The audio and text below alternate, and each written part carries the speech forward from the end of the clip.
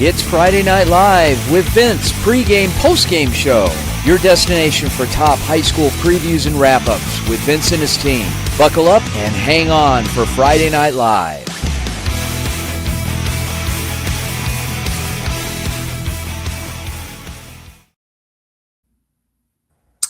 Awesome. Good evening, ladies and gentlemen. Welcome to Friday Night Live presented by the Varsity Sports Show team. Vince DeLisio here, joined by tonight's co-host from the University of Arizona, Cole Bruntz. Cole, how's it going? Going great, Vince. How are you? All right, man. What a week. You know, it's interesting. And I know you've had a chance to do some social media work this week. You'll be calling some games next week down in Tucson, but we've been covering softball playoffs, semifinals, 1A, 2A, 3A. Any particular game stand out to you that you've had a chance? I know you haven't really had a chance to see the games, but you've seen some of the interviews and things that have come in. Yeah, last night, the game between Centennial and Bishop Gorman, they when I was editing the post-game interviews, I saw that one of the dudes for Bishop Gorman hit a home run on the second pitch of the game or something like that. So I thought that was pretty sweet. That game seemed like it was really good. But, yeah, I think that one was one of the ones that stuck out for sure. Oh, my gosh. Yeah, in Vegas, big-time action semifinal. Bishop Gorman playing Centennial. And I think Bishop Gorman came away with the win in that game, but it was a big-time game. Some big plays throughout. And then here in Arizona, we've been doing some of the lower divisions, 1A, 2A, 3A in particular tonight. And there'll be more tomorrow, actually. There'll be some track state meets. I think there's 2 going on. So a lot of action out there, something for all spring sports. For people that are enthusiasts. But anyway, we're going to kick off tonight's show. We are going to take it to a segment that our very own, your classmate down at the U of A, Braden Goetz, who's going to talk a little bit about the men's lacrosse team at the U of A and their phenomenal season. Take it away. Although the Laxcats fell short of their goal to win the national championship, they had a season for the ages and much to celebrate. Arizona finished 13-2, winning their first ever Southwest Lacrosse Conference Championship and the top 8 seed in the national championship tournament. The final poll of the season had the Cats ranked number 7 in the nation. The Cats also achieved back-to-back wins over their rival to the north, both at Arizona State and at a neutral site. They went an undefeated 8-0 in conference play and 5-1 in non-conference, with their only loss of the regular season coming against number 4, Florida State. They also fell 12-1 in overtime against number 9, Georgia, in the national championship tournament. While Arizona is losing some key contributors, they still have a bright future ahead. They have another season of Andrew Klingman, their top 10 faceoff specialist, and 3 more seasons of goalie Chase Stitchman, who is top 5 in the country. Head coach Eric Bassett is building something special in the desert. It's been an honor to cover this team this season. I can't wait to see what's next. Yeah, man, I have still yet to make it to a U of A lacrosse game. I don't think I've ever been to a lacrosse game in general, but definitely looks like I need to attend. It was year 2 for us covering the team, and it doesn't look like it'll let up anytime soon. So next spring, if you're around on campus, you definitely have to head out. They're a great team, fun to watch, fun to cover. Coach Bassett, his first year as a head coach, he was an assistant last year and has just been done a phenomenal job, obviously based off of Braden's report there and qualifying for nationals. So good stuff. What do we have coming up next? Yeah, so next up, we'll have Ainsley Pavicic from UNLV, and she will be joining us talking about the NHL playoffs. How are you, Ainsley?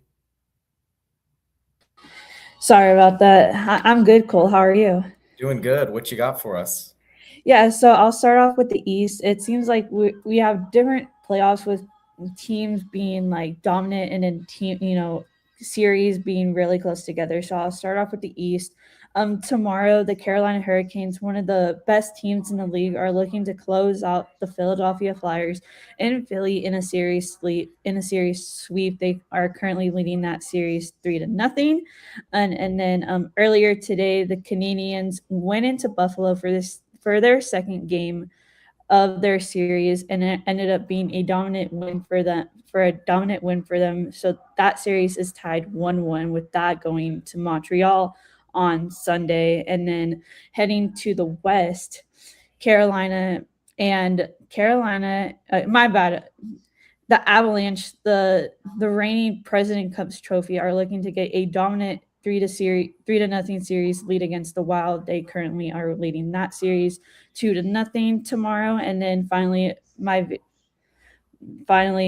Vegas Golden Knights actually won earlier today, very dominant 6-2 win over the Ducks to take a 6-2 to win 6-2 today and take a 2-1 series lead that way too.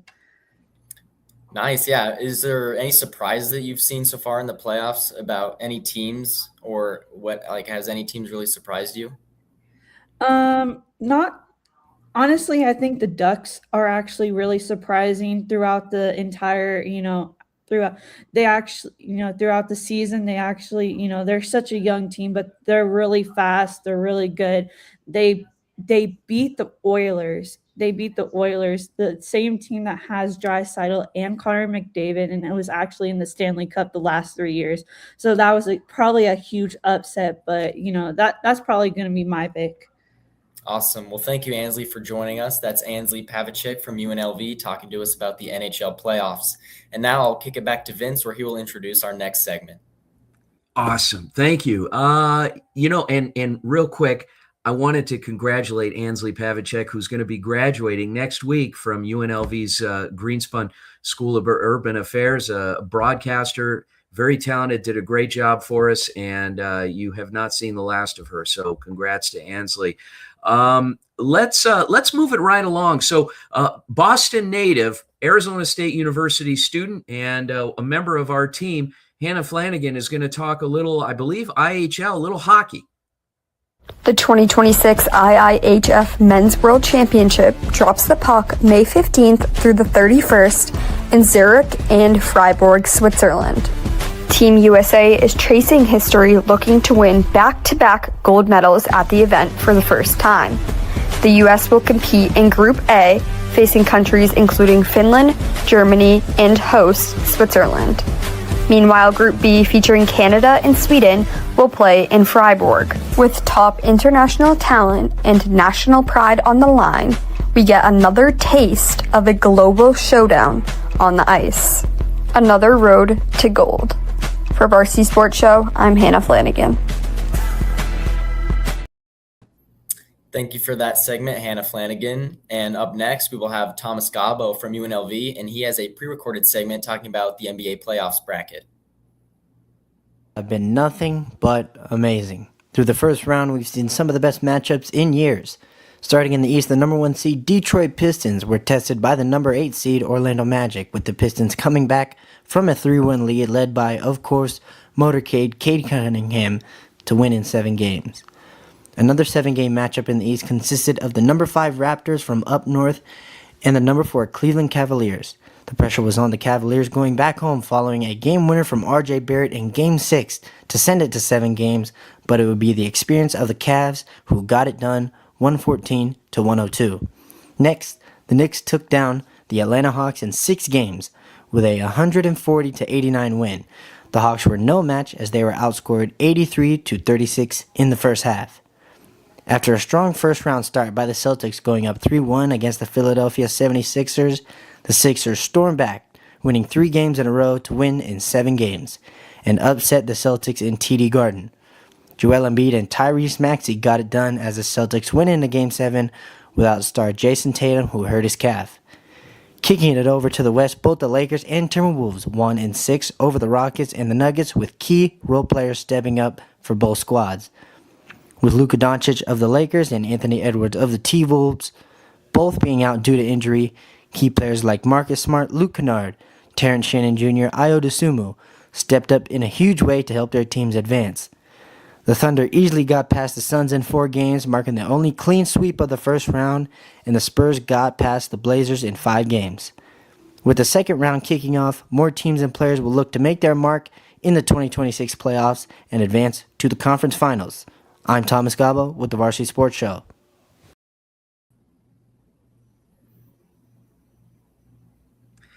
Cole, admittedly, I haven't been following the NBA playoffs. I don't know about you. It's been a few years, and I just kind of lost track of players. I mean, it was LeBron James and then everybody else. Yep. Yeah. I am a Nuggets fan, and they got eliminated in the first round. They got upset by the Timberwolves. I mean, I'm still following along, but it definitely stings. Yeah. Well, there's still a chance for salvation, I guess. We can jump on the bandwagon for one of these other teams. Obviously, Right. the Suns got knocked out early as well. But anyway, moving right along, we talk about sports, and we're going to be getting into some really fun stuff this summer. But right now, we've actually been covering a little bit of UFC, and I guess there's a big event going on, UFC 328, that our old friend Nam Lee, one of your classmates down at the U of A, was going to talk to us a little bit about. Nam, what do you got for us? Yeah, so UFC 328 is happening tomorrow night in Newark, New Jersey at the Prudential Center. And I don't know about you, Vince. Do you follow UFC much? I don't. Again, another one of those sports that I wish I did. It impresses me because it's almost like a free for all that anything goes in that ring. Yeah, no, for sure. That's definitely the draw of it now, and especially with they're always evolving the rules and just to keep it exciting. But if you're not, if you haven't really kept up with UFC much, I would say tomorrow's event's a really good one. We have, obviously as the poster says, there Khamzat Chimaev versus Sean Strickland, and what makes this particularly exciting is Khamzat. He's 15-0, this dominant wrestler from Russia who's just been absolutely unstoppable. Strickland, he's a former champ. He's fought for the belt. I think this is the third time he's fighting for the belt. So definitely his chance to get back in the title picture. And what makes this especially interesting is these two guys used to train together, and their relationship turned sour. So not the first teammates turned rival story. So, but it's always exciting. And it was so bad that these guys had to be kept completely separate during the press conferences and all the media events. Usually they have the opponents sitting on opposite sides, but they're pretty close to each other. But these two guys, they've been kept completely far from each other. How do they class these guys? Are there weight classes here like in boxing? I mean, these guys all look really slender. So what are the weight divisions? So for this one, they will be fighting at its middleweight, which is 185 pounds. So it's going to be for the world title for that weight class. Wow. Awesome. Well, Nam Lee, University of Arizona, thanks so much for joining us, talking a little UFC 328. I'm going to turn it back over to our buddy Cole, who's going to introduce another segment. Take it away. Yeah, next up, we have Amaya Lucero from UNLV with a pre-recorded segment talking about the Vegas Golden Knights and Anaheim Ducks NHL Playoff Series. Hi, my name is Amaya Lucero from UNLV with the Varsity Sports Show, and I'm going to talk to you about Game 1 of Round 2 from the Vegas Golden Knights versus the Anaheim Ducks.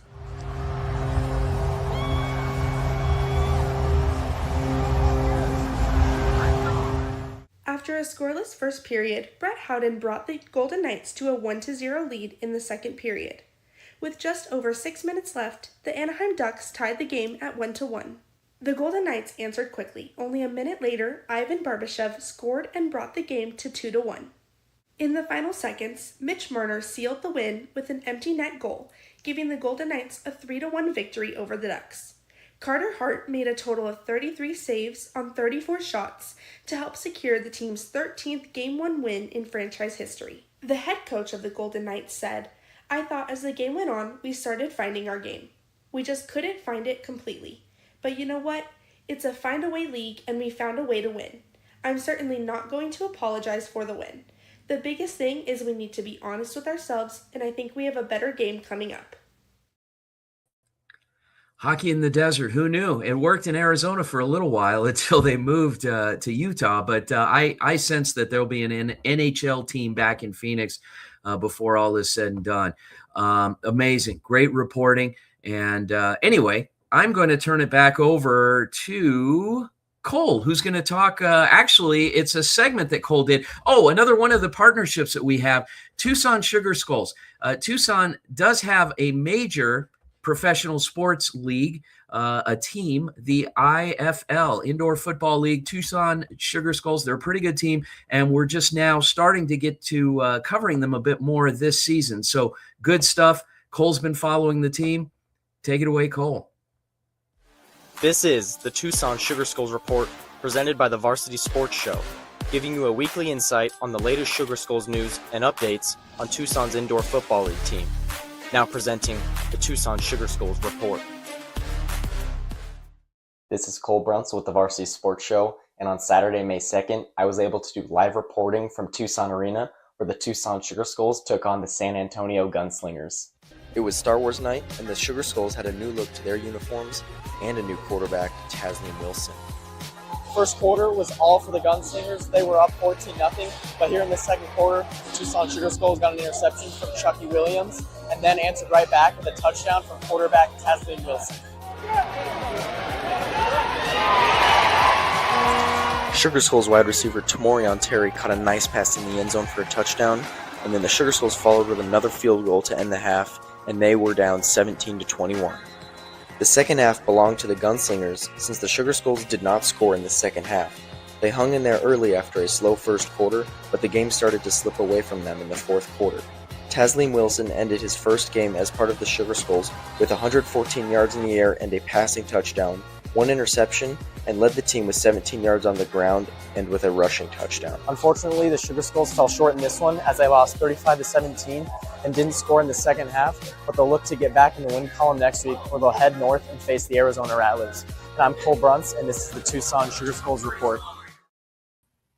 Great job, Cole. I have to ask you, you've had a chance to see a few of their games. You're covering their team.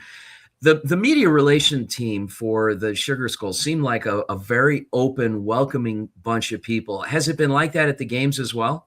Oh yeah, absolutely. Braden and I we had our first credentials last week, and yeah, we got there. We met with some of the dudes they were controlling like the ground area, and they were like, "Hey, as long as we see that badge on you, you can walk wherever you want. We won't stop you." So yeah, they were very friendly. It's kind of a cool little arena too. It seems kind of an intimate setting, not very big. I'd be curious to see what the seating capacity is, but it's like you're right up in the action. Yeah, totally. Yeah, we got to sit right against the boards, I guess you would call it, and yeah, got to shoot whatever we wanted. And yeah, it was Star Wars night there, and Tommy Lloyd was there as well, which is the University of Arizona men's basketball coach. And Braden and I, we got to meet him, so that was pretty cool as well. Nice. Well, look for more from Cole this summer, reporting for our show on the Tucson Sugar Skulls. It's going to be fun. Great franchise, great people there. It's going to be a lot of fun. Also, folks, tomorrow morning, tune into the Varsity Sports Show. It's a special edition, the Mother's Day special. We are going to be featuring 3 of our team members, Jade Jufre, Marla Mundo, and Amaya Lucero. They will be hosting the show 10 to 11 a.m. with their moms. So tune in, as well as the rest of our team will be providing live reporting. So it's a special show tomorrow morning, 10 to 11 a.m. on AM 1060 KDUS Arizona, as well as the 1060 app. Tune in. On behalf of our amazing team and our producer from University of Nevada, Las Vegas, Marla Mundo, and co-host Cole Bruntz from the University of Arizona, my name is Vince Delicio. Thanks again for tuning in to Friday Night Live. Have a great night.